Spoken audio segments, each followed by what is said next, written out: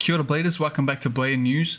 And I got to start the show off today with something that I'm super hyped on, and that is what I think is the best clips ever done in a lace shirt, and there's two of them. And this happened over my trip to Australia to see the World Skate Games premiere. It's just such a hard name for this comp, so I had to remember. The qualifier comp, which was a dope trip, by the way. But yeah, the clips. The first one comes from the hero of the trip, I'd say. That's Dan Robertson, who during the comp and the final tricks pulled this one out of nowhere. A 450 backstab, absolutely perfect. And the craziest thing about it is he did it twice, because he laced that perfect. And no one but me was watching. Too busy watching Gavin Drummond destroy it with this disaster royale, which was also dope. But man, I don't think I've ever seen someone get robbed harder than that. It was so crazy. The second one has got to be from the newest member of the Lace team, and that is Meat, who did this insane topsoul to backstab on this chill kink that we were brought to that day. I can't mount the amount of pressure that was on his back when we went to this spot as we hit it over there. It was starting to rain, and this kink route was not chill, but he killed it and did what was a highlight trick of the whole trip, and definitely sealed it as one of the coolest edits definitely to ever be posted on my channel. Make sure you check out Dingo Days. And if you get one of these shirts and you can do a better trick than these two, please tag me in it, and we might have a reward for you there. Now in a month or so I'll be moving to Australia, so I need to clear out some stock. I'm doing a deal right now: buy one get one free. Buy a shirt, get a free shirt.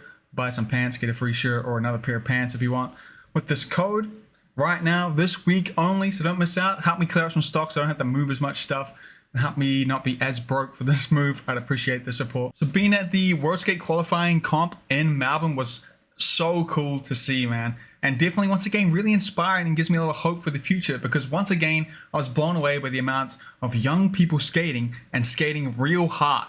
And I could see a direct correlation as to why this was happening for this comp.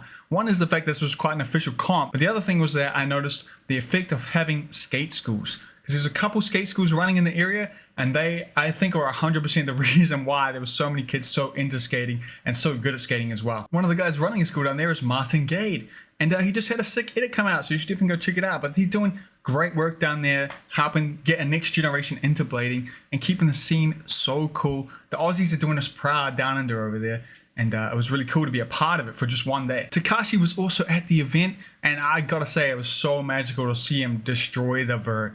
It really is one of a kind, and it's something that I hope every rollerblader, everyone on earth gets to see at some point. There's got to be a millionaire or someone watching this show right now. Please fund a world tour of him. It'll be so good for blading. The main star of my whole trip to Melbourne was definitely Dan Robertson, though, who came in clutch, taking us on a personal tour of all these street spots, showing us all the places to go, and really looking after us New Zealand boys while we're there.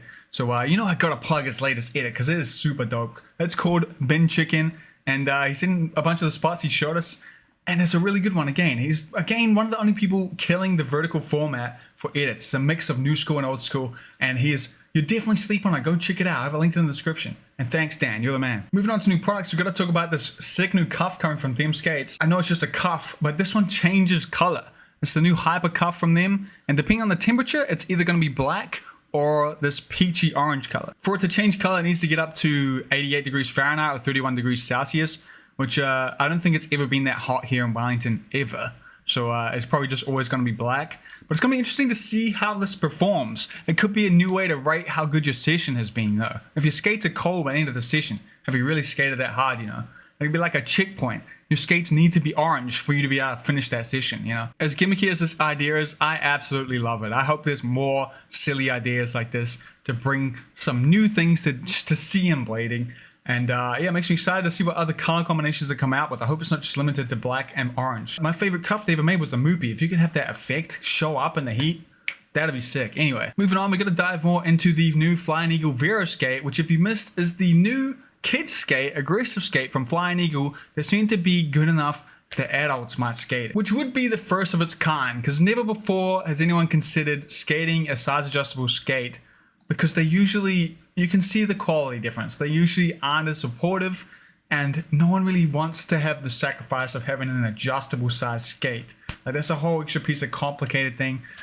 It's just never made sense, I think. And the idea of focusing on that, I think could be a winning idea. And they look pretty damn nice. They feature a very generous groove, and that's because they're similar to the Aeon in the fact that they're a unibody, but with the adjustable size. To change the size is very simple. You just loosen the front UFS boat there and press a button on the side and you can adjust a few different sizes. I think these are a pretty competitive entry into the kid skate market. They seem to be a bit higher quality than everything else there is right now. But I am much interested to know if you would actually be willing to skate a size adjustable skate if you can fit it. Is that enough a downside? Like, I see that and I think that added complicatedness to it, it's got to have some kind of trade-off. But what do I know? They do come in at a pretty reasonable price at 200 euros. And overall, I'm pretty impressed. But I am mostly excited for that other new skate they're working on, which we should hear about soon. Moving on, I want to bring light to these new bearings by Rollerblade that I am so confused by. They're like a mini bearing that has a attached spacer on the inside that they're claiming will be better. Now, I swear I have seen these in the past on some of the first ever skates I got. And I have been having a lot of issues with bearing spacers just giving me so many issues, like making wheels not fit properly. So I'm a little curious about this, and having the fixed bearing spacer in the skate honestly doesn't sound like a bad idea to me at this point. But the smaller bearings are weird sell. I also want to highlight this guy's been working on an inline frame that has turning in it. I've never seen anything like it, and it seems so. We really live in the age of the like skate hack something at home and create something completely new. I never seen anything like this, but it looks super smart, and I can't imagine how that would feel. It's like a mix of a quad skate and an inline skate. And he got a working prototype going already. And you might be thinking when you look at this that the wheels will touch, you know, when they turn. Because it really looks like they will, but no, he spun the wheels. I've seen it. And they keep spinning when he turns. Very interesting idea. I wonder how they actually skate. I gotta see someone skate these. Please put them on a skate, dude. I want to see it. But yeah, very, very fun times of playing. Every week I see a new guy making something crazy, man. I also want to quickly highlight Carlos Brunel's behind the scenes of this one trick and his edit here, because I love seeing this kind of thing.